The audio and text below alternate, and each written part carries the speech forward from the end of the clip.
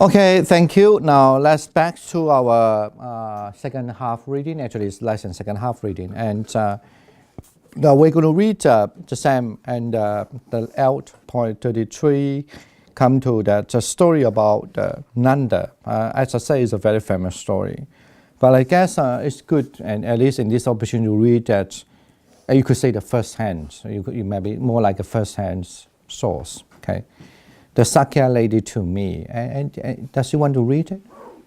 No, let her see whether she want to read it. Yeah. The Sakya lady to me, blessed one, the loveless in the land, looked on with half of care as I was coming out of the house and said this to me: "May you come back quickly, master." Now it is in reflecting thus that I, blessed one, live the holy life without finding delight in it, that I am unable to continue the holy life properly, that I will think about the training and vigor to the lower life. Continue. Can you? And the blessed one seized the venerable man by the arm, and just as a strong man might stretch out a bent arm, or bend outstretched arm, just so did he disappear from Jeta's grove and appear amongst the gods of the 33. And on that occasion, as many as 500 nymphs, none as doe-footed, had come in attendance upon Sakya, Lord of gods, as a result of which the blessed one addressed the venerable Nanda, saying, "What do you think, Nanda? Which is more excessively beautiful, the more fair to behold, or the more to inspire serenity? The Sakya lady who is the loveliest in the land, or this 500 nymphs who are known as doe-footed? It is as if she were a mutilated monkey when contrasted with these 500 nymphs. Find delight there, Nanda, find delight there. I will be your surety as regards acquisition of the 500 nymphs. If the blessed one will be my surety, then I, blessed one, will find delight, blessed one, in the holy life." Okay, thank you. And do you want to finish it? Yeah. Okay. After they returned to the Jeta grove, the monks came to hear that it is said that the venerable Nanda, brother of the blessed one and the son of his maternal aunt, did the holy life for the sake of nymphs. Then the monks who were companions of the venerable Nanda now addressed him with the titles Hireling and buyer. Then venerable Nanda, being prayed, humiliated and horrified by his companions, title of hireling and Hireling, yeah. But that's a hireling. Okay, anyway, just a buyer and yeah. Secluded, diligent, ardent, and dedicated, mature. Not long afterwards,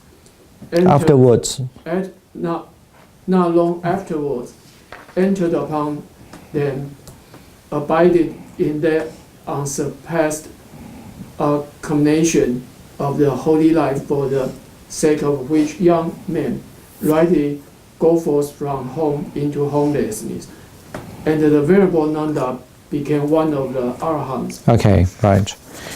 But like this story, as I said, it's a famous story, and actually it been written in a very beautiful. Luckily, not recently, but 20, 30 years ago, we found the Sanskrit version also written in a very beautiful, like a Sanskrit language. Especially it's almost like a literature, beautiful literature. Because this story is there are a few things, the salient points in this story. One, Nanda is actually he is his mother is the Gautami, right? The one who nurtured Siddhartha. So and the stepmother of the Siddhartha. So, and in other words, that's why it's a half brother. He's a step brother. And also he suddenly looked very handsome as well.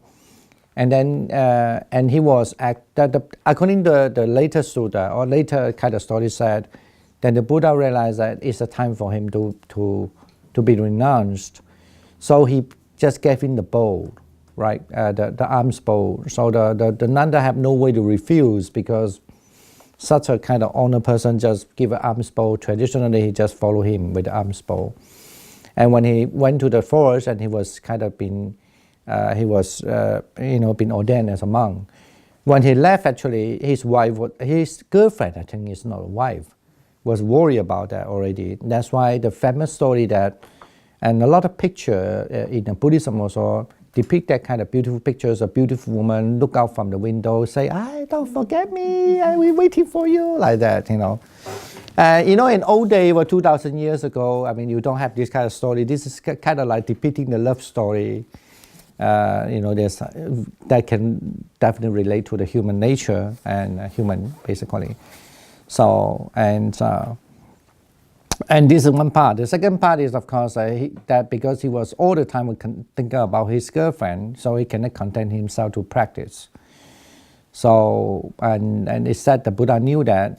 So, and another interesting part is then that's say something that Buddha showed his supernatural power, right, that time.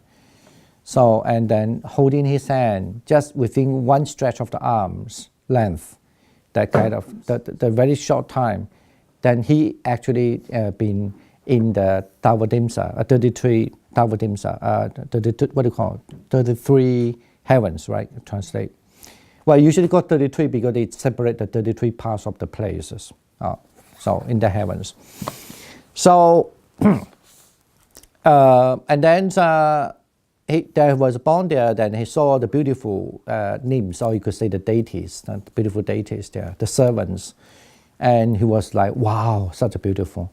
According to some other story, they added like on the way that when he flying, but it doesn't make sense in the Pali understanding, but they add that story to make it more rich, more sensational. Yeah, thank you, sensational. Saying that on the way when he was flying to the heaven, actually there's no flying, just 1 second. So he was there, but I couldn't say. So to make sensational, saying on the way when he was brought along, the Buddha brought him along, that he saw that there was a monkey who suffer on the hillside because of the forest burning, not asana, because of forest burning, and the one of the female monkey was really suffer. The whole skin was peeling off like that. So and the Buddha say, look at it, what it is. So he say the monkey. How do you think that? Oh, the female monkey must suffer there after the burn.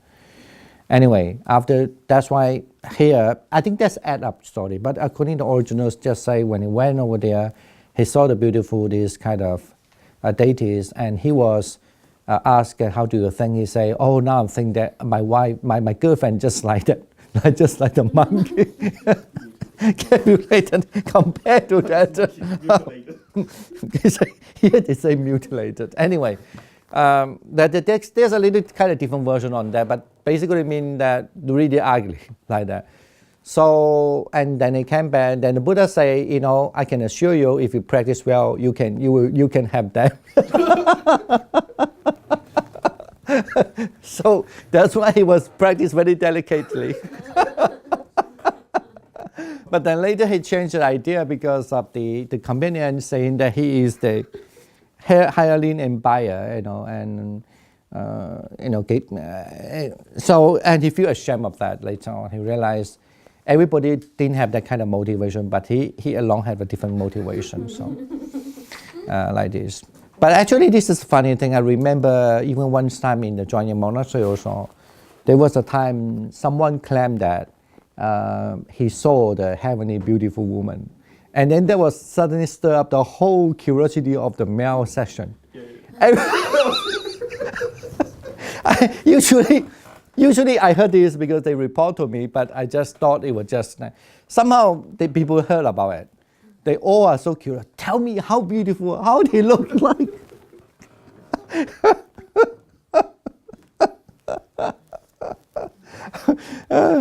And I still remember that, like, really become, everybody then work very hard.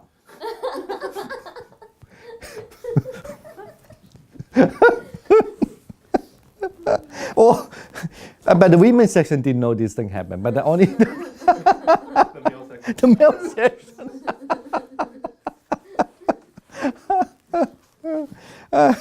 Okay. I mean, of course, I mean, in this sutta here, the main purpose to say that, you know, well, and on that occasion, actually, even the Buddha also using his supernatural power to brought him to see in order to, you know, keep his mind in the right form for the practice. You know. So, okay, any other comment and questions about this? Yes. Yeah. So I also heard of another story. I think also of one of Buddha's close relatives or something. Of like he really liked a beautiful girl or something, and then the Buddha brought him to see after the beautiful girl died. Like he became, the girl became like one of the bugs that's like surrounding the dead girl's body. No, that was not a beautiful good guy. It's actually, if I were not wrong, there was a proud, rich woman. Oh. And then when I think his father invited the monk come over, he was kind of looked down to these monastic members, and he was so proud of his beauty. So then the Buddha using kind of supernatural to show him that a beautiful girl and then will decay into like an old man to death. And then she realized that she shouldn't have such a vanity about her beauty. Yeah. And there was another story I heard where like someone also only wanted to practice because they saw the heavenly beauties, and then the Buddha's like, yeah, if you practice really hard, you can come and have these women and whatever. And then he practiced really hard, and later the Buddha brought him to hell or something, and then he asked the people in hell, like, what are you preparing this like torture for? They're like, oh, there's this monk who's practicing because he wants beautiful ladies. So we're preparing this. Is that a... Yeah, I also somehow, I think I read this story somewhere, but I don't think it's from Pali. Actually, I read in Chinese. Yeah, in Chinese, because one thing that's, I mean, this is good. We point this is more like about the skillful. You could say the Buddha used different skillful means to help. But that case, I mean, I don't think in Pali, maybe put it this way, because I don't think the Pali Buddhism would think that the Buddha would bring anybody go to hell. He would not go to the hell also in a way.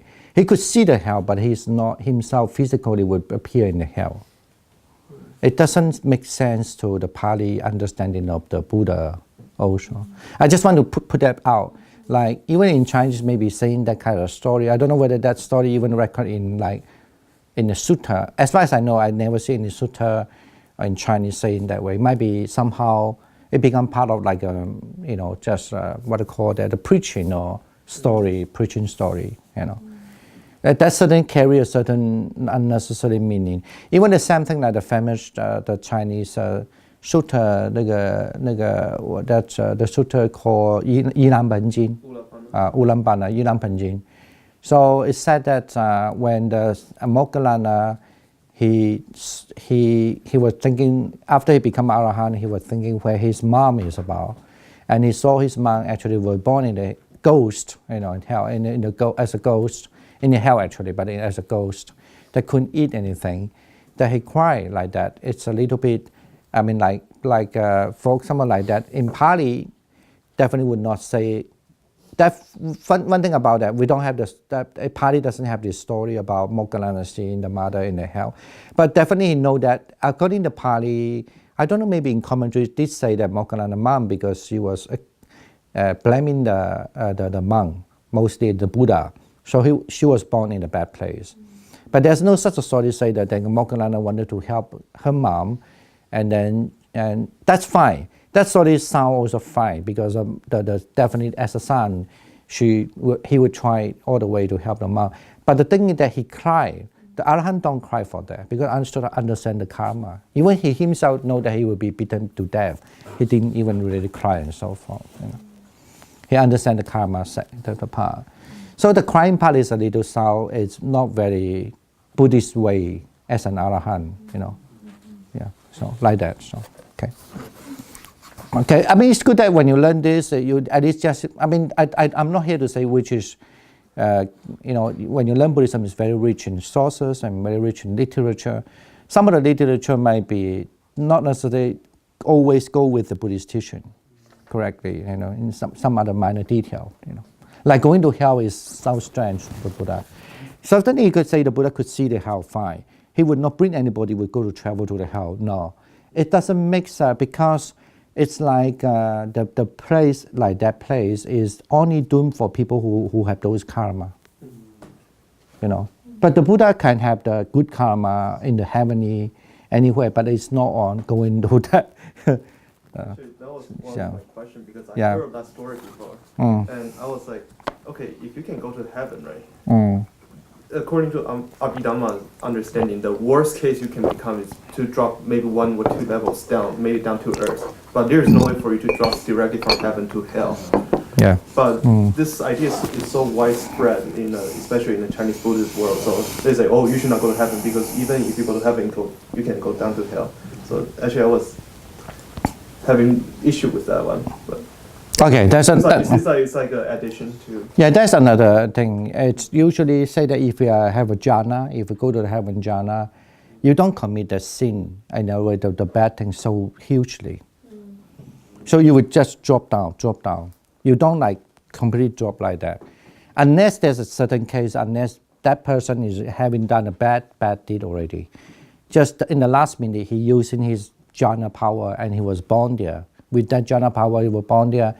So because he could kind of like escape, you know, but still ultimately when that fruit was ripened, because when that fu bao, that kind of jhana power is gone, then he will be born. So that is exceptional case because he actually supposed that person may be doomed to go to hell, you could say, because he have the jhana, the last moment he can escape for that period of time. But you don't use that to explain the whole karmic understanding. Yeah. So that's another thing that some misunderstood of the karmic understanding. Yeah. So like they can drop from heaven like 1 level at a time and eventually to hell, right? Yeah. Okay, right. All right. Now let's just get to. That's why I say sometimes when we hear the story, don't just. When you study Buddhism, you have to really have a kind of independent thinking, understand. You know, even you have a question or mark, and check how should you explain that, you know, understand. Some, of course, they say that for the kids, you know, just you need to make the story for the kid. You cannot just say as like this, they feel bored, you know. You have to make it. But then later people take that the kid's story become really the teaching. You want to make the people understand well. You say the Arahant were crying or all sort of thing. It's fine. Sometimes it just, you know, or maybe you don't have to, but depends. Yeah. Okay. Let's just get to L.34, Seek Within and the Step-by-Step Discourse. I mean, this is also, even though to me is really, I mean, this field story to me is really nothing very new. But at least, I mean, for some people, that you must understand that actually during, according to early Buddhist teachings, or not only early, but Buddhist teaching, the Buddha actually always, quite a lot of time, almost, given the talk. Oh, no. Yeah, and about the Seek by Seek discourse and also in the Seek Within. Okay, this is about the Upali. Okay. All right, who is going to read actually? Yeah, Sagaranda. Then the blessed one, having dwelt at Varanasi for as long as he thought fit, set out on tour of Uruvela. Not off, four. Uruvela. Then the blessed one left the road and went to a certain woodland grove. Having gone there, and having entered it, he sat down at the foot of a tree. At the time, a group of 30 friends of high standing were sporting in that same grove together with their wives. One of them had no wife. For him, they had procured a harlot. Now, while they were heedlessly indulging in their sports, that harlot took the articles belonging to them and ran away. Okay, next one. Then those companions, helping their friend, went in search of that woman. Roaming about the woodland grove, they saw the Blessed One sitting at the foot of the tree. Seeing him, they went to the place where the Blessed One was.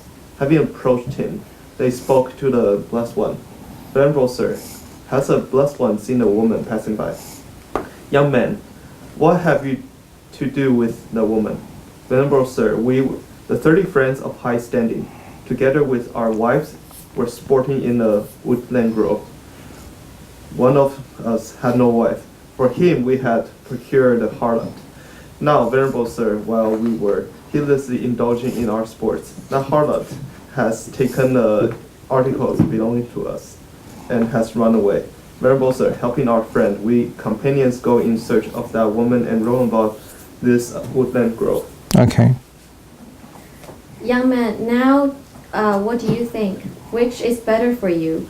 That you should go in search of a woman, or that you should go in search of yourselves? Venerable Sir, of these, that we should go in search of ourselves is indeed better for us.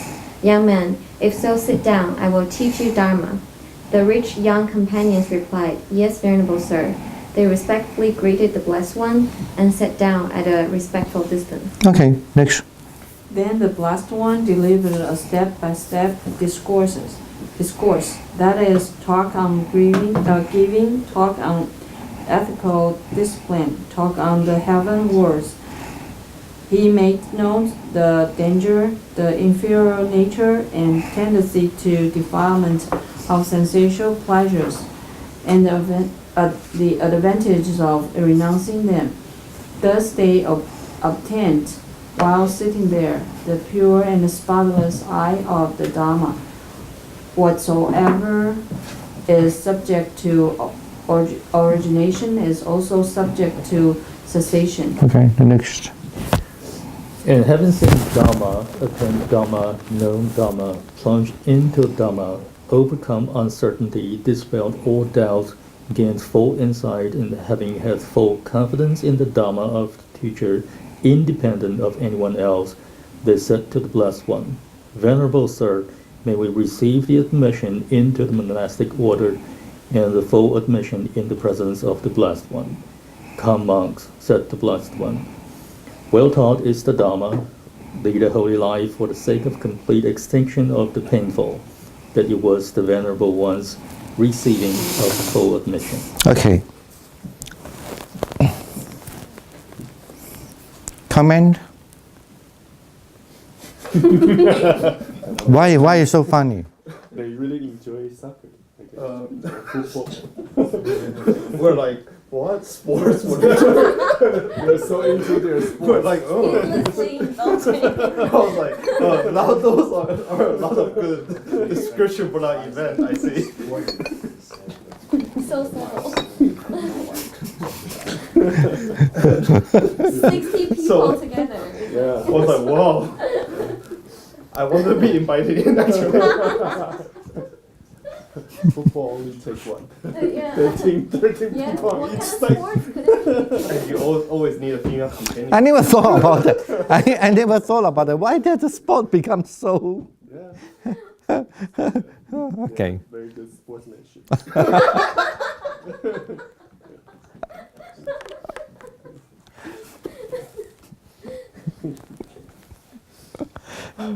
Ancient India.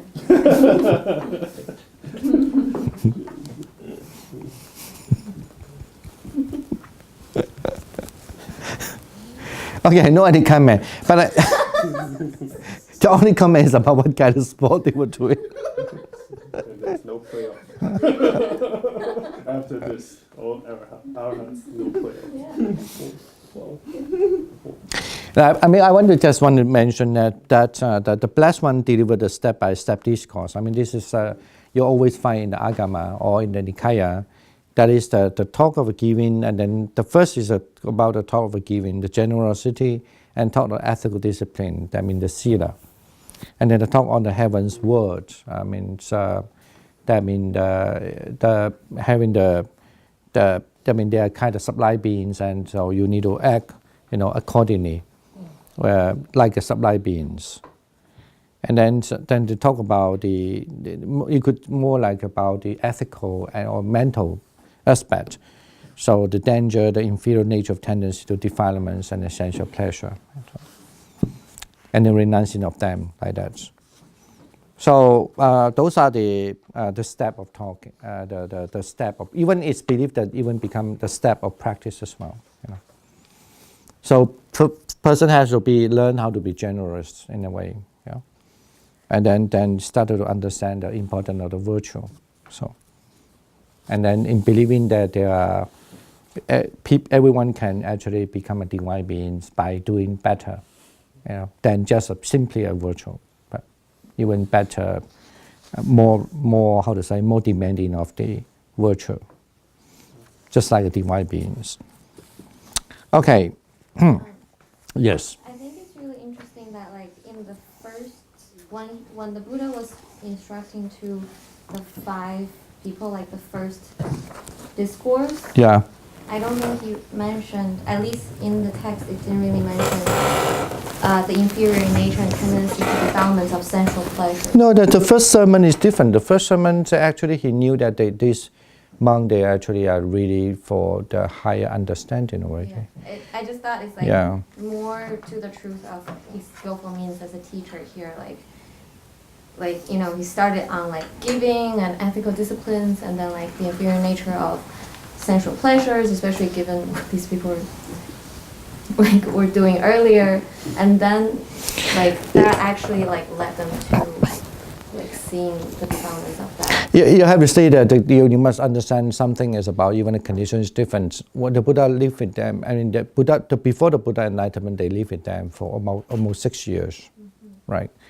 And deviate the time or put the time on the practice for the so-called what they understand.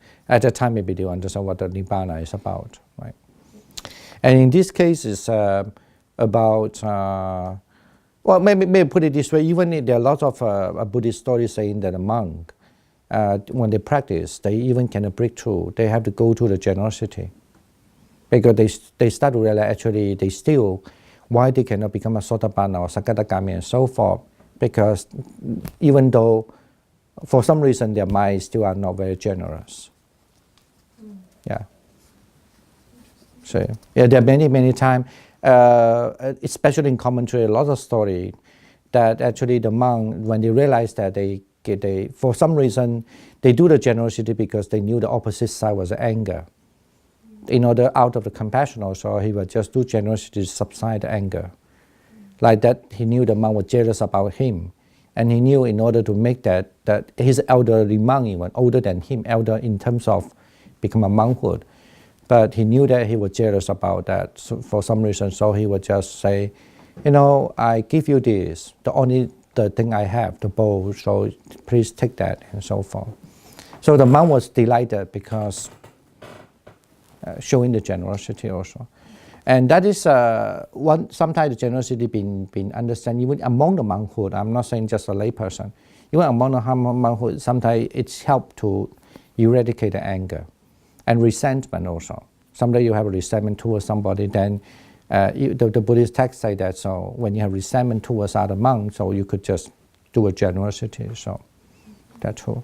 And the other passage you could see in other suttas mention once they do the generosity, and this is how somehow his mind is released. It's maybe like more or less back to a little bit the question about the middle path, that you are not too tight and too string, so he can somehow the mind is not holding something, right? So the generosity will help that. So okay. I think we have 5 minutes. We can wrap up. So what we have read from today. About mostly focus on the skillful means of the Buddha. So, a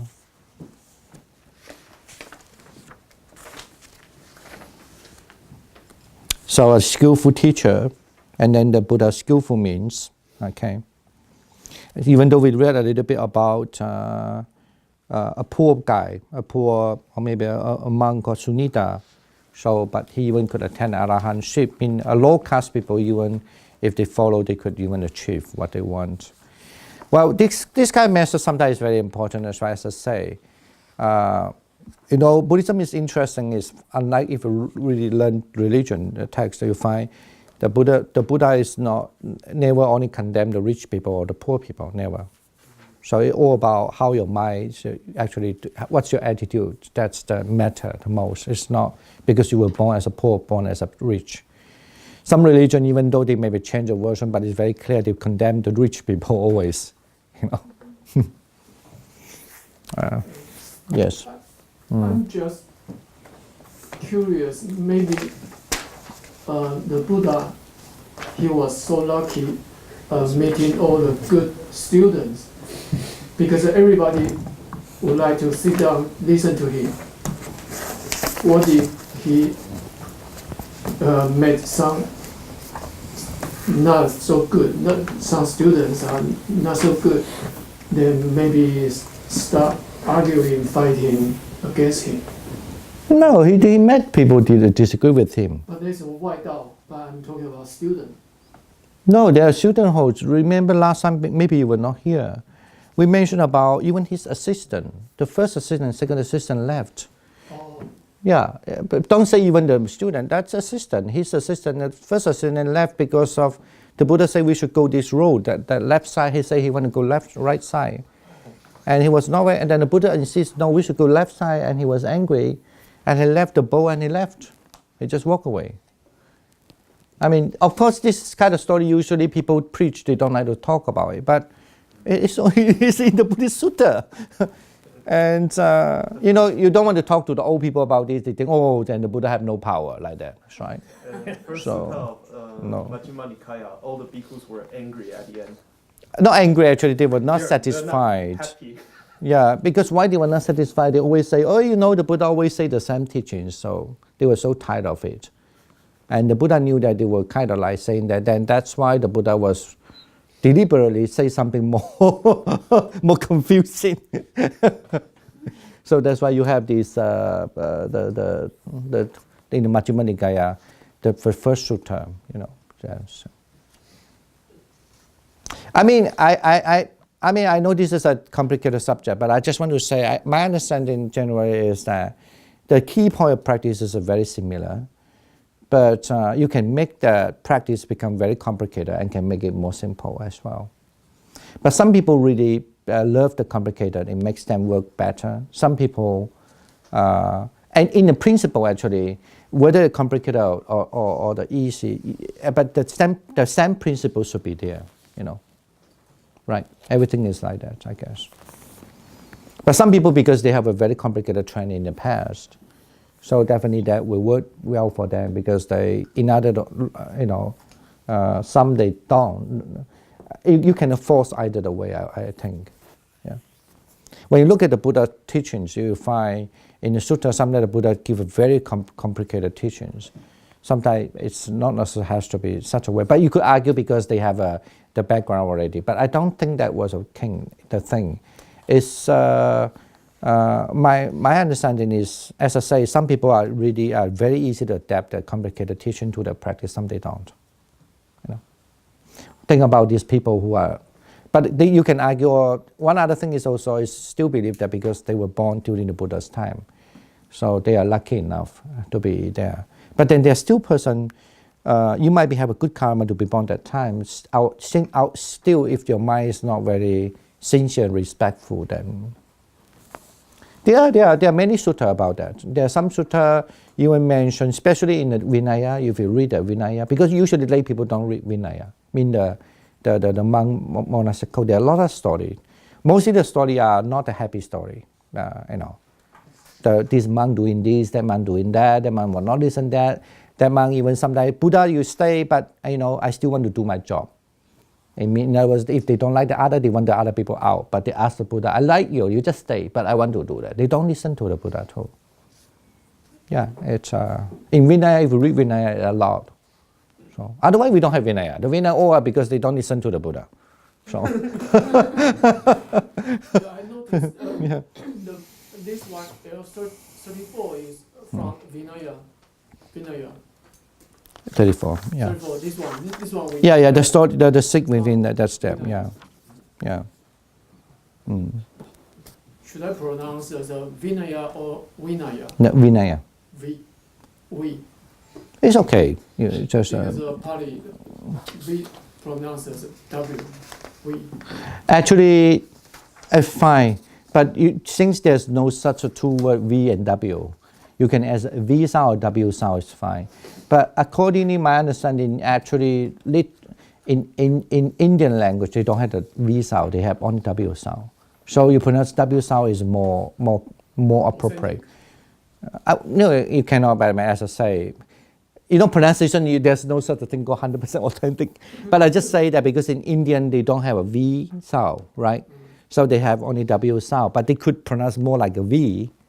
But it's not as a V as the English so strong could be, So W sound is fine. Yeah. When you learn the language, it's always you just have to be careful because when that other sound is there, you don't want to mix up these two. Right? Okay. That may be the best way to learn a language, right? Yeah.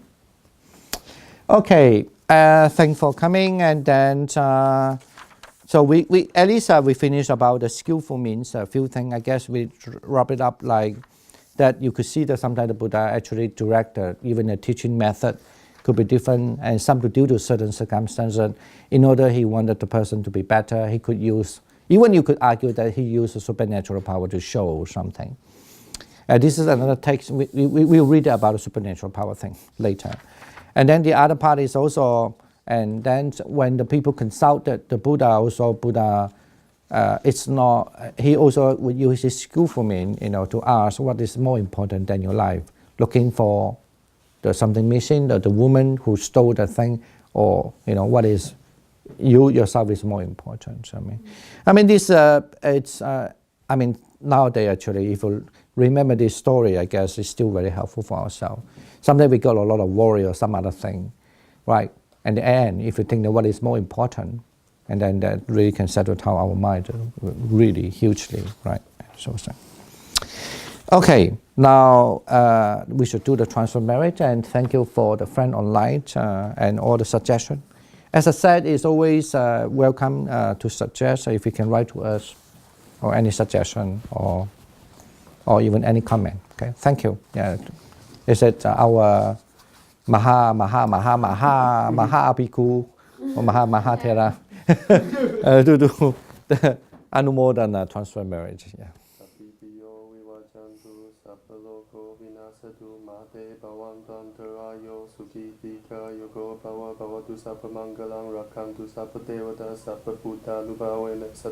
Soti bhavantu te sabba Dhammanubhavena sada soti bhavantu te sabba Sanghanubhavena sada soti bhavantu te. Sadhu, sadhu, sadhu. According to the stereotype of Mahathera, your voice is too high. You need to have lower your voice and need to slow. Sabbe Buddha, like that. This is how we become Maha. I feel the same way. Yeah.